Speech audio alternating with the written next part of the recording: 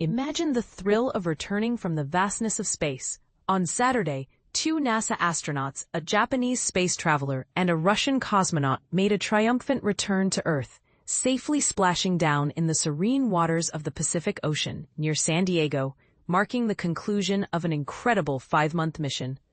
The crew, secured in SpaceX's Crew Dragon Endurance, included Commander Anne McClain, pilot Nichole Ayers, Japanese astronaut Takuya Onishi, and cosmonaut Kirill Peskov. They touched down gently at 11:33 a.m. EDT, just 17.5 hours after undocking from the International Space Station, ISS. As soon as the capsule made contact with the water, SpaceX support teams stationed nearby swiftly approached the landing site to prepare the spacecraft for lifting onto a recovery ship.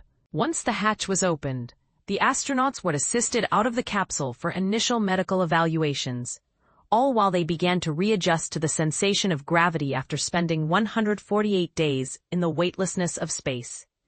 Remarkably, all 4 crew members appeared to be in good health and high spirits. A helicopter was on standby to transport the astronauts back to shore, where a NASA aircraft awaited to fly them to the Johnson Space Center in Houston. The Crew 10 team undocked from the ISS at 6:15 p.m. on Friday, a slight delay of 2 days from the original schedule due to strong winds off the coast of Southern California. After ensuring they were at a safe distance from the space station, McClain and her crew savored a few final hours in the cosmos before aligning their spacecraft for a southwest to northeast trajectory toward San Diego. At 10:39 a.m., the Crew Dragon's forward Draco thrusters ignited, firing for over 17 minutes to decelerate the craft by approximately 257 miles per hour, allowing it to enter the discernible atmosphere about 43 minutes later. As the spacecraft barreled through the atmosphere at a staggering speed of around 17,000 miles per hour, equivalent to nearly 84 football fields per second, it was enveloped in a fiery glow due to atmospheric friction, rapidly slowing down to more manageable speeds. As it approached the ocean, the main parachutes deployed and inflated, guiding the Endeavour to a precise splashdown.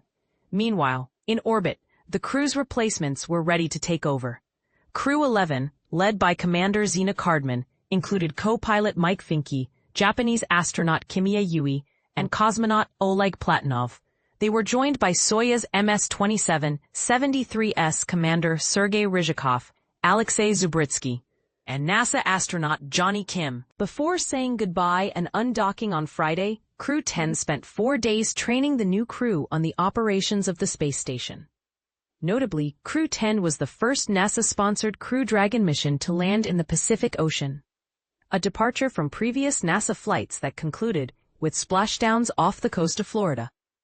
This change in landing location was made by SpaceX to ensure that any debris from the Crew Dragon's trunk section, which is no longer needed and is discarded before re-entry, would safely land in the Pacific, far from populated areas. Earlier this year, 2 commercial Crew Dragon flights had already successfully landed in the Pacific, paving the way for this historic mission. But here's where it gets controversial. Some might argue about the safety and environmental implications of changing landing sites. What do you think? Is this a wise decision for future missions? Or should NASA stick to the tried and true methods? Share your thoughts in the comments.